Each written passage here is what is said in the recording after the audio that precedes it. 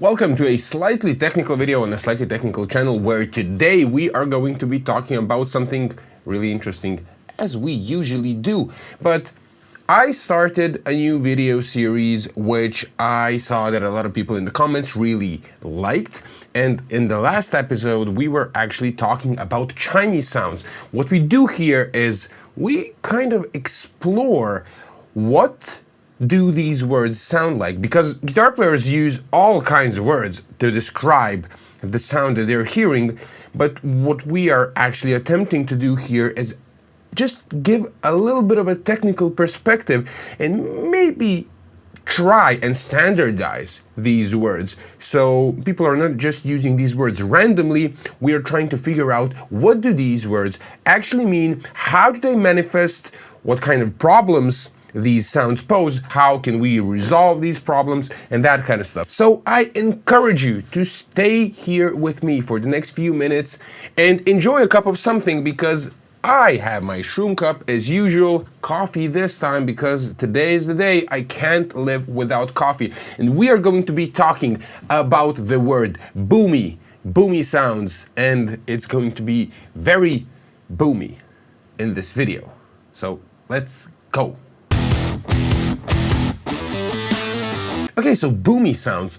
Boomy usually refers to something in the low end frequency spectrum. I think that everybody can agree with this. So I actually gave this quite a lot of thought because there are many words that describe excess low frequencies. Boomy is one of them. But specifically, when we say that something is boomy, it refers to a certain frequency range, I would say. I mean, these are just my opinions and my analysis that hopefully you are going to benefit from, all right? So when somebody says boomy, I think Mesa Boogie rectifier, all right? And I usually think about frequencies between, let's say, 100 hertz to max 200 hertz. It's this specific range of boomy frequencies. And now we have to ask the question whether boominess comes from the preamplifier, the power amplifier, the speaker cabinet. What's the deal with boomy? So as I said, I gave it a lot of thought. In general, yeah, boomy is when you have excess low frequencies, but you also have the situation when you have a lot of low frequencies, when something just feels very fat. It's just not boomy. Boomy,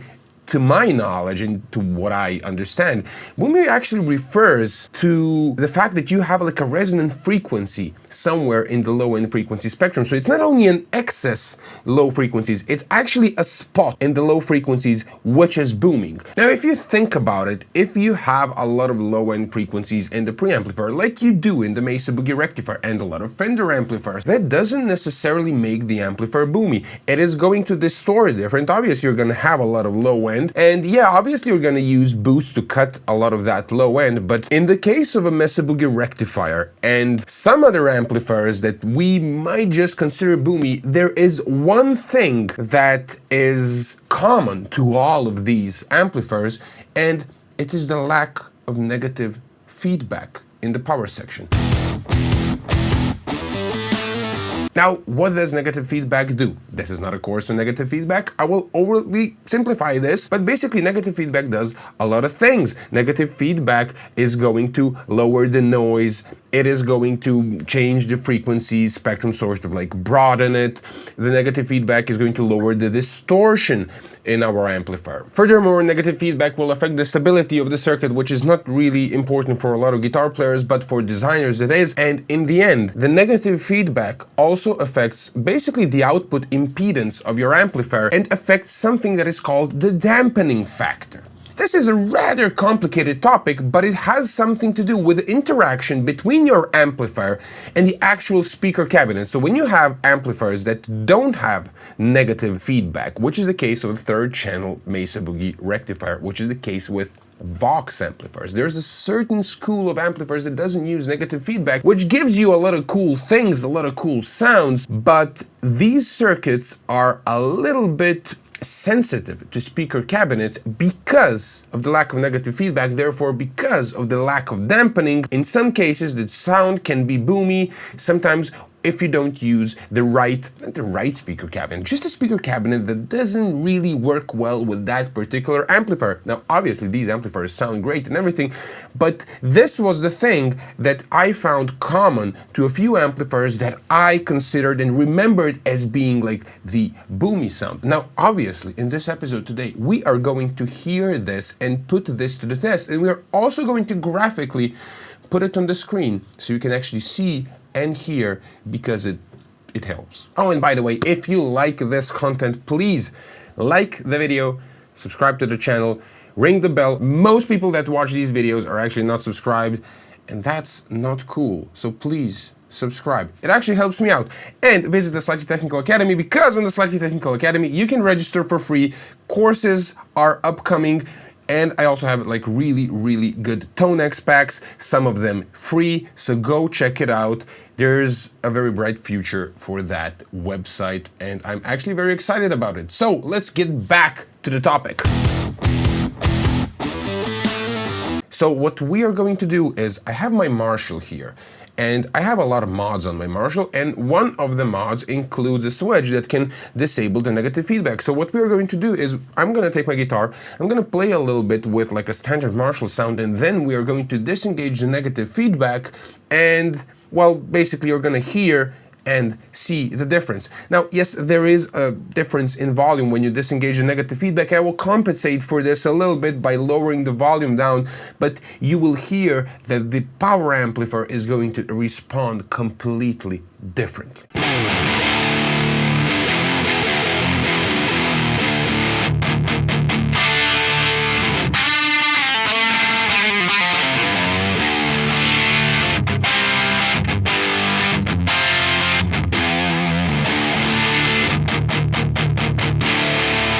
Alright, so now I disengage the negative feedback and lower the volume a little bit so we see what actually happens.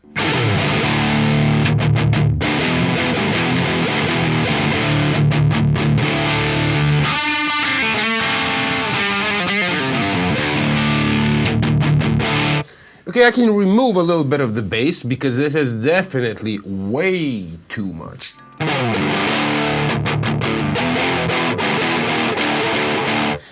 Now when I remove the bass, now it's actually different because it kind of changed the whole EQ curve. So for me, that actually doesn't work. I'm gonna bring in some bass back.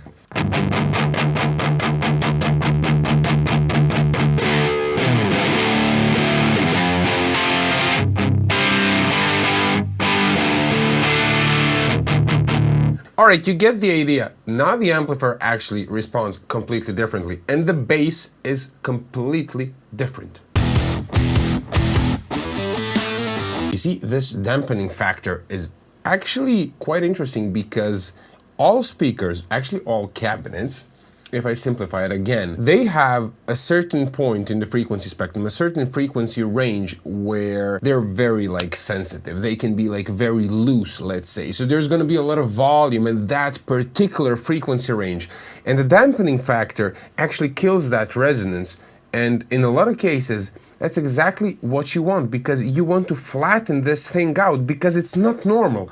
The speaker works, let's just say that the speaker works relatively flat in all of the frequencies except that spot. At that particular spot, it is like very loose. So without negative feedback, there is almost nothing to control that looseness of the speaker, but with negative feedback, you actually employ some of the dampening that kind of, makes that a little bit less pronounced. Now, the negative feedback is only one of the factors that contributes to that. I understand that, but it's a very important factor that contributes to the dampening of the speaker resonance. I want to consolidate now what we were talking about. So basically, boominess comes as an excess low end, but I would say an excess low end that has an actual resonance, that has an actual spot. It's like precise. Furthermore, I mentioned Mesa Boogie rectifiers, Vox amplifiers, stuff like that doesn't have negative feedback and dampening. And are there any other factors that contribute to the boominess?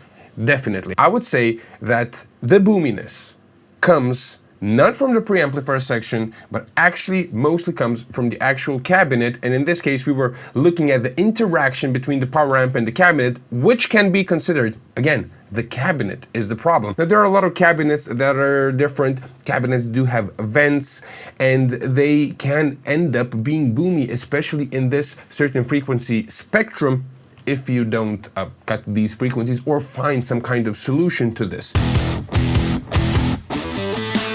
Now, boominess can also come from microphone placement. Obviously, different microphones, different spots, it can sound boomy. So what a lot of people would do is, there are a bunch of tricks which you can do with microphones. Some of them are just placing the microphones at different angles, maybe placing them in different spots, but definitely microphones can be a factor and contribute to the boominess.